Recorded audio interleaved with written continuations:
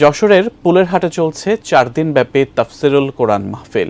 সেই মাহফিলের তৃতীয় দিনের প্রথম বক্তা হিসেবে বয়ান দিয়েছেন আস-সুন্নাহ ফাউন্ডেশনের প্রতিষ্ঠাতা চেয়ারম্যান শায়েখ আহমদুল্লাহ।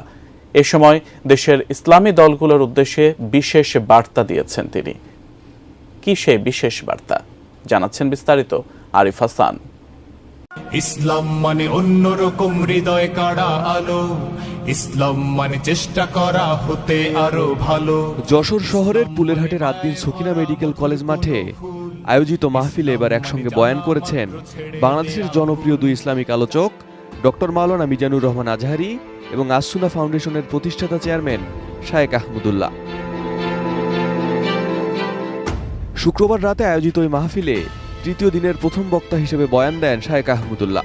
এ সময় ইসলামী দলগুলোর মধ্যে মতপার্থক্য থাকলেও ইসলামের স্বার্থে সবাইকে ঐক্যবদ্ধ থাকার আহ্বান জানান তিনি।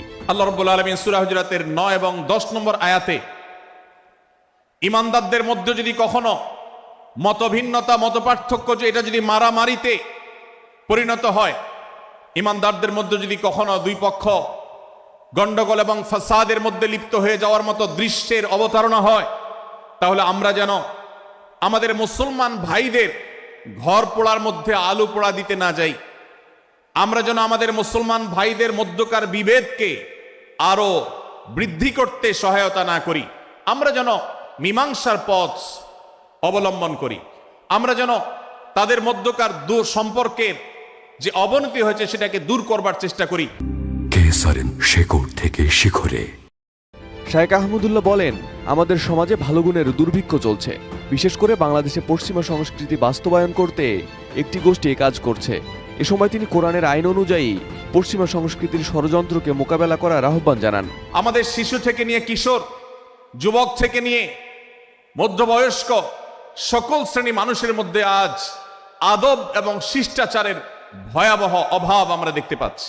বিশেষ করে পশ্চিমা সংস্কৃতিকে জোর করে পুশ করাবার, সে সমস্ত এজেন্ডাকে বাস্তবায়ন করবার যে প্রচেষ্টা, ইসলামের কৃষ্টি কালচার এবং সংস্কৃতিগুলোকে ধুয়ে মুছে পরিষ্কার করবার জন্য শত সহস্র উদ্যোগ নিয়েছে।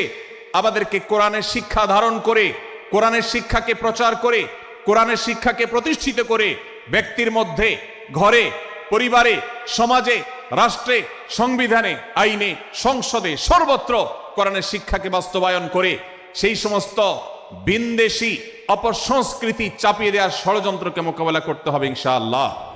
মাহফিলে শব্দ দূষণ নিয়ে সচেতন হওয়ার বার্তা দিয়েছেন শায়েখ আহমদুল্লাহ।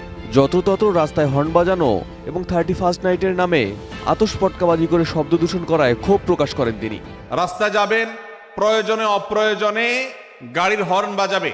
এক শ্রেণীর বুদ্ধি প্রতিবন্ধীরা তারা 31st নাইট উদযাপনের নামে শব্দ সন্ত্রাস করেছে।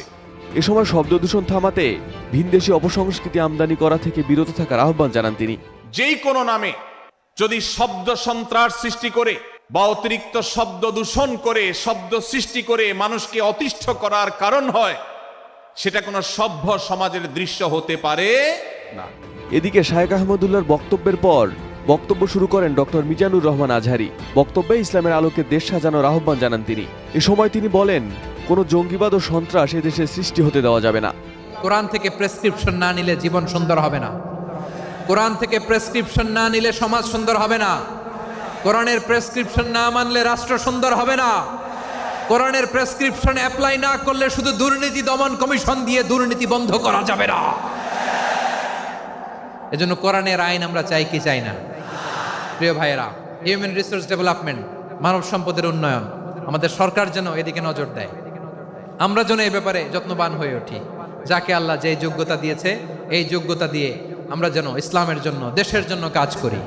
দেশের জনপ্রিয় দুই ইসলামিক স্কলারের আগমন উপলক্ষে ধর্মপ্রাণ মুসলমানের ঢল নামে পুলেরহাট এলাকায় সকাল থেকে খুলনা বিভাগের বিভিন্ন জেলা থেকে মানুষ বাস, ট্রাক সহ বিভিন্ন যানবাহনে আসতে শুরু করেন। দলে দলে মানুষের উপস্থিতি হতে শুরু করে মাহফিলের মাঠে। যান চলাচল বন্ধ হয়ে যায় যশোর সাতক্ষীরা যশোর খুলনা মহাসড়কের যশোর অংশের। এ মাহফিলে 4 দিনব্যাপী ইসলামী বইমেলা ও প্রদর্শনী করা হচ্ছে। মেলায় 22টি স্টল রয়েছে। একই সঙ্গে শিশুদের জন্য কিডস জোন করা হয়েছে। Arif Hasan, ATN news.